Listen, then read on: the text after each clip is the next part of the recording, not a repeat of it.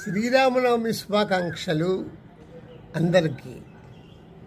పరబ్రహ్మ స్వరూపుడు ఆ పట్టాభిరాముడు, సాక్షాత్తు శ్రీమన్నారాయణుడు ఆ శ్రీరామచంద్రుడు, సకల జీవ సంరక్షకుడు ఆ సాకేత రాముడు,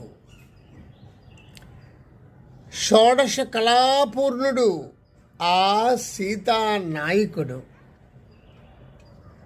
శత్రు భయంకరుడు ఆ సుగుణాభిరాముడు,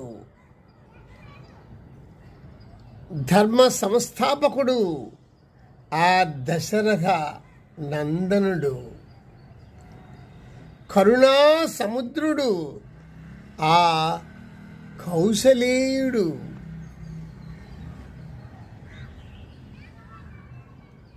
శ్రీరామచంద్ర.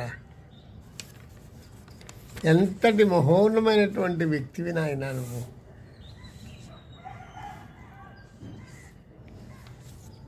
ఇక్కడ ఒక విషయాన్ని మీకు చెప్పాలనుకుంటున్నా.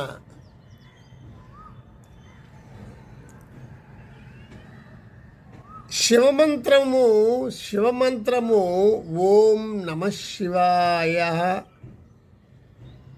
నాకు ఆ శివమంత్రానికి ఓం నమః శివాయ, దానికి మా జీవము ఆ మా తీసామనుకోండి, నమశివాయలో ఓం నశివాయ అని వస్తుంది.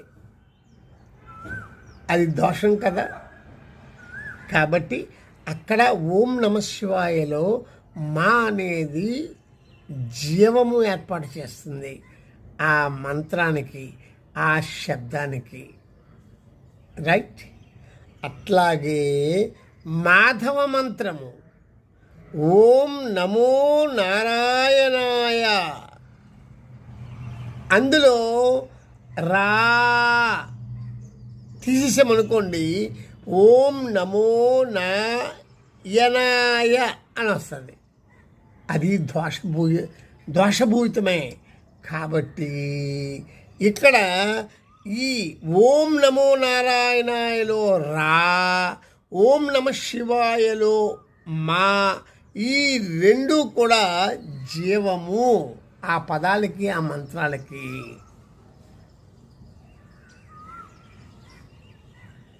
రామ అన్న దాంట్లో శివుడు మహావిష్ణువు కలిసి ఉన్నట్టుగా ఉంది కాదు, కలిసి ఉంది.